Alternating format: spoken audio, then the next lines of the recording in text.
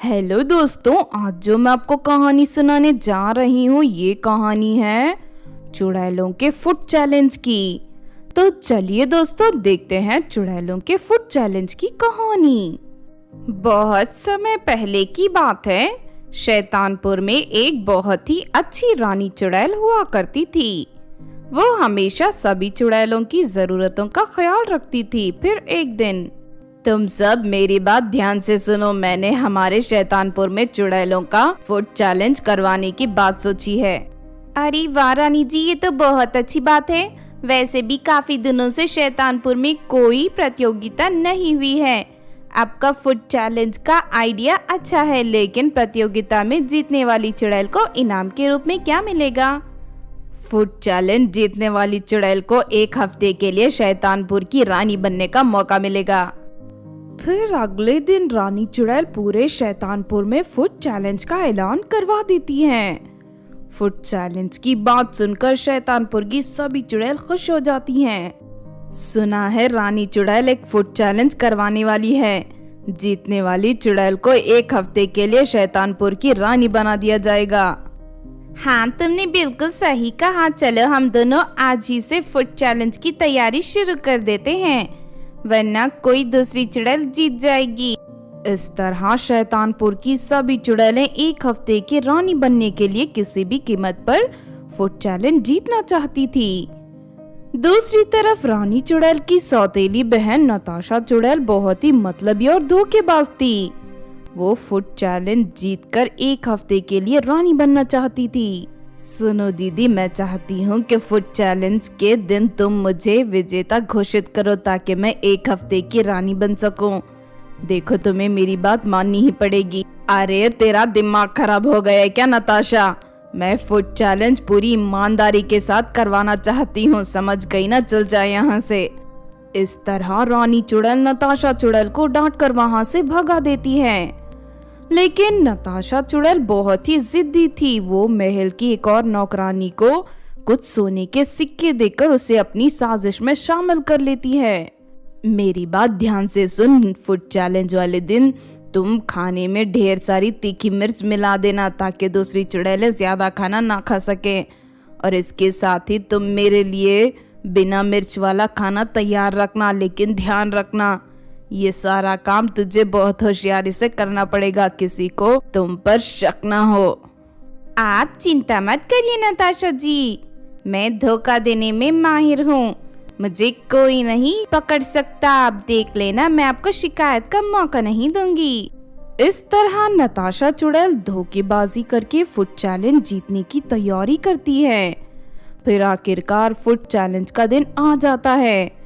शैतानपुर की सभी चुड़ैलें foot challenge में हिस्सा लेने के लिए महल में पहुंच जाती हैं। रानी चुड़ैल उन सभी को लाइन से बैठाकर उनके सामने खाना परोसना शुरू कर देती है, लेकिन 2 निवाले खाते ही सभी चुड़ैलों के कान से धुआं निकलने लगता है। अरे नहीं, खाना तो जरूरत से ज्यादा तीखा है। मेरी जुबान जल गई है और मेरी आंख से आंसू बह रहे हैं। नहीं नहीं, बस हो गया, मैं ये खाना नहीं खा सकती।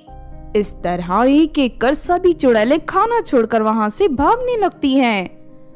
दूसरी तरफ नताशा चुड़ैल के सामने बिना मिर्च वाला खाना रखा था, इसीलिए वो जल्दी जल्दी खाना खा रही थी। तभी नताशा देखती है कि उसके सामने बैठी पिंकी नाम की चुड़ैल बड़े मजे से खाना खा रही है। यह देख नताशा चुड़ैल को बड़ी हैरानी होती है। अरे ये क्या हो गया, इस चुड़ैल को तो तीखा क्यों नहीं लग रहा? लेकिन कोई बात नहीं, मुझे इससे पहले अपनी थाली में रखा सारा खाना खत्म करना होगा। इतना कहकर नताशा जल्दी जल्दी खाना खाने लगती है, लेकिन पिंकी चुड़ैल नताशा चुड़ैल से पहले सारा खाना खत्म कर देती है।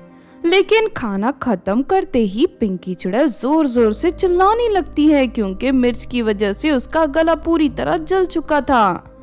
फिर रानी चुड़ैल फौरन अपनी शक्ति से पिंकी का गला पूरी तरह ठीक कर देती है। रानी चुड़ैल समझ जाती है कि किसी ने खाने में मिलावट की है। जिसने भी खाने में ज्यादा मिर्च मिलाई है वो मेरे सामने आ जाए, वरना मैं अपनी जादुई गोले में देखकर सब कुछ पता लगा लूंगी। फिर उसके बाद उसकी खैर नहीं। ये सुनकर नौकरानी चुड़ैल डर जाती है और रानी चुड़ैल के सामने अपना सारा गुनाह कबूल करके नताशा चुड़ैल के बारे में सब कुछ बता देती है। ये सुनते ही रानी चुड़ैल नताशा चुड़ैल के साथ साथ नौकरानी चुड़ैल को हफ्ते के लिए काल कोठरी में बंद करवा देती है। सुनो पिंकी चुड़ैल, खाने में जादुई लाल मिर्च मिली थी, लेकिन फिर भी दूसरी चुड़ैलों की तरह तुम खाना छोड़कर नहीं भागी और तुमने अपना सारा खाना खत्म किया।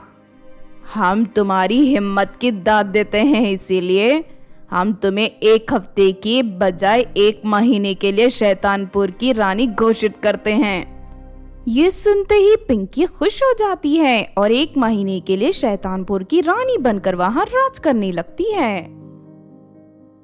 तो आपने देखा दोस्तों चुड़ैलों के फूड चैलेंज की कहानी। इस कहानी से हमें ये सीख मिलती है कि हमें जीत हासिल करने के लिए धोखेबाजी का सहारा नहीं लेना चाहिए, क्योंकि ऐसा करने वाले लोग कभी अपने मकसद में कामयाब नहीं होते।